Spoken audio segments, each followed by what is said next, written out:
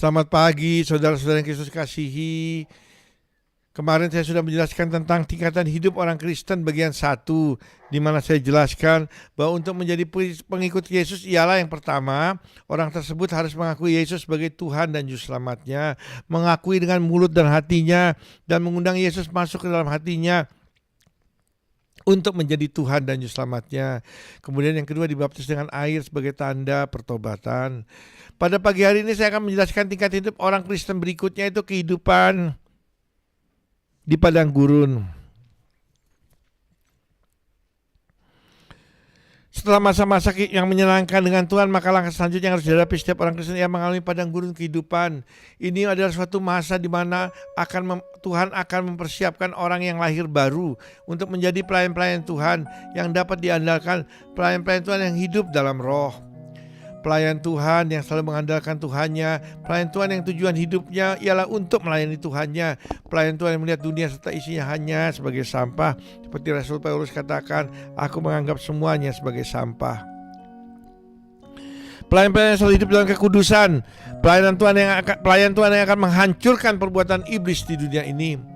Kita melihat beberapa contoh kehidupan di padang gurun dalam Alkitab. Abraham, Kejadian 1 ayat 12 1-3. Berfirmanlah Tuhan kepada Abram, pergilah dari negerimu dan dari sanak saudaramu dan dari rumah bapamu ini ke negeri yang akan kutunjukkan kepadamu. Aku akan buat engkau menjadi bangsa yang besar dan berkati engkau, serta membuat namamu masyhur dan engkau akan menjadi berkat. Aku akan berkati orang-orang yang berkati engkau dan mengutuk orang-orang yang mengutuk engkau, dan olehmu semua kaum di muka bumi akan mendapat berkat. Abraham seorang yang menyembah Yahweh di tengah dunia yang dipenuhi dengan penyembah-penyembah dewa.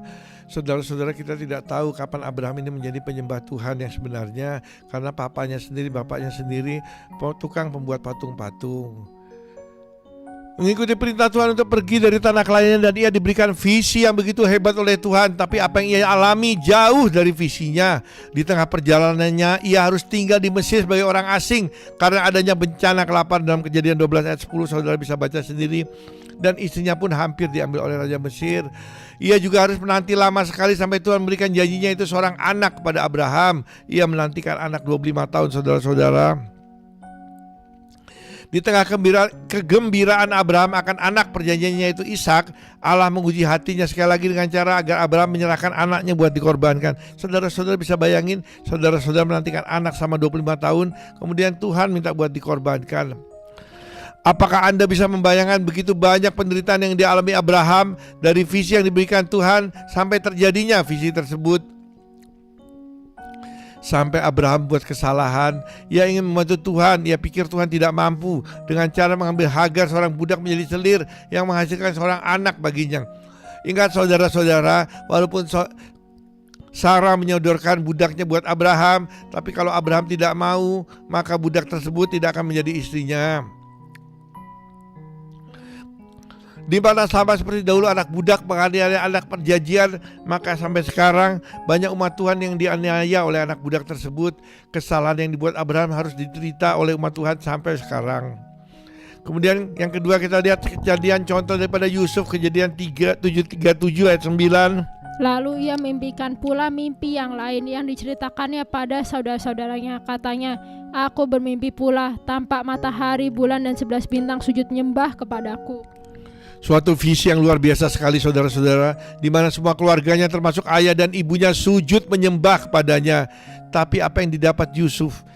Dalam perjalanan di padang gurunnya, ia dimasukkan ke dalam sumur dan dibuang menjadi budak oleh saudara-saudaranya sendiri, saudara-saudara kandungnya sendiri, saudara-saudara. Saudaranya yang dalam visi yang diberikan Tuhan kepadanya akan sujud menyembah kepada Yusuf, malah menjual dirinya. Pasti dalam diri Yusuf mempertanyakan visi tersebut. Apakah benar visi tersebut berasal dari Tuhan? Tapi ternyata kepercayaan Yusuf pada Tuhan tidaklah kendor. Di waktu ia digoda oleh istri Potifar, Yusuf menolak godaan tersebut. Jadi saudara-saudara, di tengah padang gurun, di tengah pencobaan, akan datang pencobaan dari dunia. Apakah saudara menerima kemuliaan, kemakmuran? Apakah saudara menerima harta dunia, kenikmatan duniawi? Jika iya, saudara akan kalah dan kembali kepada dunia. Tapi Yusuf menolak godaan tersebut.